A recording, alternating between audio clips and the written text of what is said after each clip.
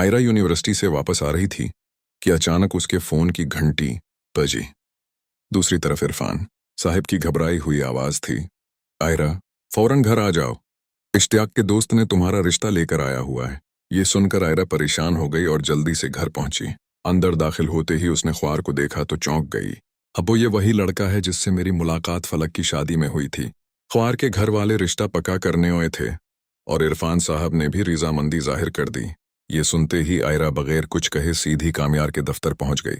उसने कांपती हुई आवाज में कहा, कामयार, मेरे घर वाले मेरी शादी ख्वार से करना चाहते हैं, लेकिन मैं तुम्हें पसंद करती हूँ।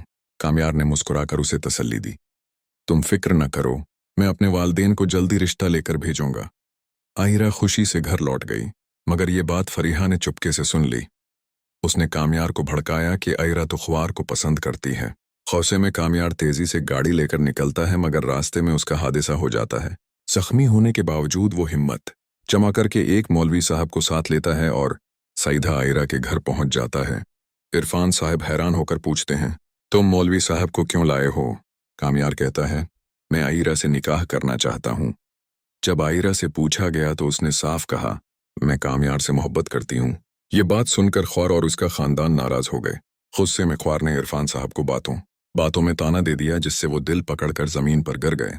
फौरन इन्हें अस्पताल ले जाया गया। डॉक्टरों ने बताया कि उन्हें हार्ट अटैक हुआ था, मगर वो अब खतरे से बाहर हैं। होश में आते ही इरफान साहब ने कामयार का हाथ पकड़कर कहा, बेटा, तुमने मेरी जान बचाई है। आयरा का निकाह मैं खुद अपने हाथों से तुमसे करवाऊंगा। अगले हफ्ते शादी की तैयारी होने लगी, मगर फरीहा ने यह बात सुनकर एक चाल चल दी। उसने कामयार को जौस में कुछ मिलाकर पिलाया और वो बेहोश हो गया। इसी दौरान उसने कामयार के साथ कुछ तस्वीरें धोखे से खींच लें। कामयार को कुछ पता न चला। आखिरकार शादी का दिन आ पहुंचा। स्टेज पर दोनों बैठे थे। मौलवी साहब ने कामयार से निकाह पूछा तो उसने फौरन कबूल कर लिया। जैसे ही मौलवी ने आयरा से पूछा, फरीहा ने अपनी ली हुई तस्वीरें आयरा को भेज दें। तस्वीरें देखकर आयरा का दिल टूट गया और उसने निकाह से इनकार कर दिया। कामयार हैरान रह गया। उसकी आंखों में आंसू आ गए। उसने सच्चाई बताई कि ये सब फरीहा की साजिश है। वो दिन उसे बेहोश करके तस्वीरें ली गई थीं। फौरन पुलिस को बुलाया गया और फरीहा को गिरफ्तार कर लिया गया। सच सामने आते ही आयरा ने कामयार से माफी मांगी कि उसे उस पर शक नहीं करना चाहिए था। कामयार ने उसे फौरन माफ कर दिया। कुछ देर बाद इरफान साहब ने दोनों का निकाह पढ़वाया और खुशी के साथ आयरा को रुखसत किया। घर पहुंचकर कामयार ने आयरा को डायमंड रंग तोहफे में दी। आयरा खुशी से मुस्कुराकर बोली, तुम वाकई मेरी जिंदगी हो।